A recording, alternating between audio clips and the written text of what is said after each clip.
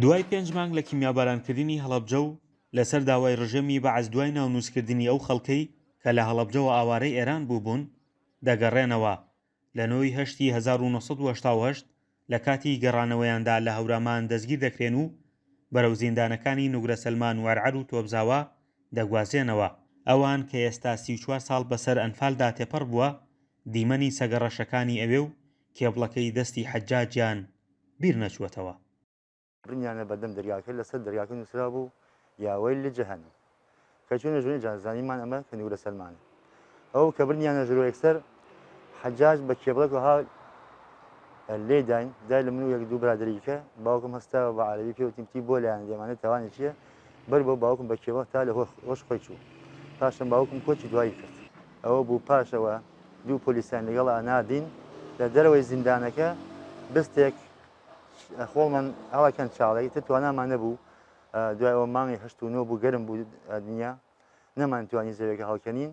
بە تەنێکمان تێوە پێچاو کەمی خۆمان ئەداوە بەسەریا بەڵام کە شەو داهات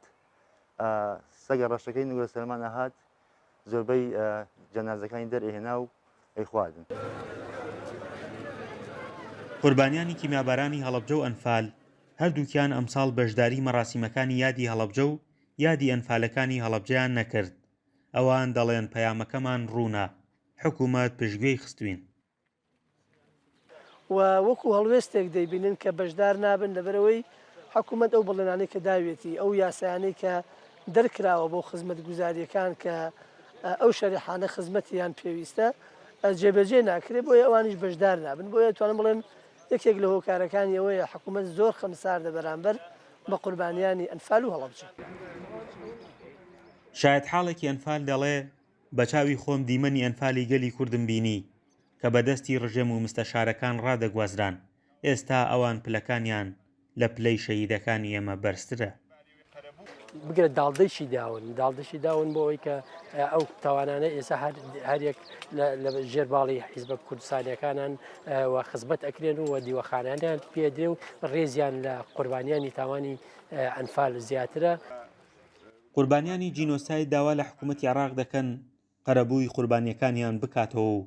داواش لە حکوومەتی هەرێم دەکەن ئەو 423 کەسەی کە لەلایەن دادگای تاوانەکانی عێراقەوە داواکراون دەستگیر بکرێن کە بەرپرسیارن لە پرۆسەی جینۆساید. لێرە داوا لە پەرلەمانی عێراق حکوومەتی عێراق بەگشتی و پەرلەمانی عێراق بە تایبەتی دەکەم کە قەرەبووی زیانە مادی معنەوەکانی هەموو پرۆسە جینۆسایدەکانی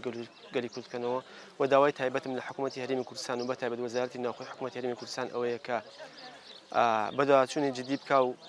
دەست بە دەستگیرکردنی ئەو کەسانی بکە کە ژمارەیان 423 کەسە بێت کە لە دادگای باڵای تاوانەکانی عێراق ناویان تۆمار کراوە ئەمانە کە لە بەردەم دادگا ئامادە بن بۆ لێکۆڵن لەسەر ئەو کەیسی ئەنفال بە تایبەتی. لە کۆی 1512 هەوڵاتی ئەنفالی هەڵەبجە تەنها 243 هاوڵاتیان موچەیان بۆ کراوە. زیاتر لە 130 کەسیان لە زیندانەکان گیانیان لەدەستداوە. گۆڕی هەندێکیشیان بوونە و ڕووفاتی هەندێکیشیان هێشتا نەگەڕاوەتەوە هەڵەبجە. فەرحان هەورامانی، دەنگی ئەمریکا، هەڵەبجە.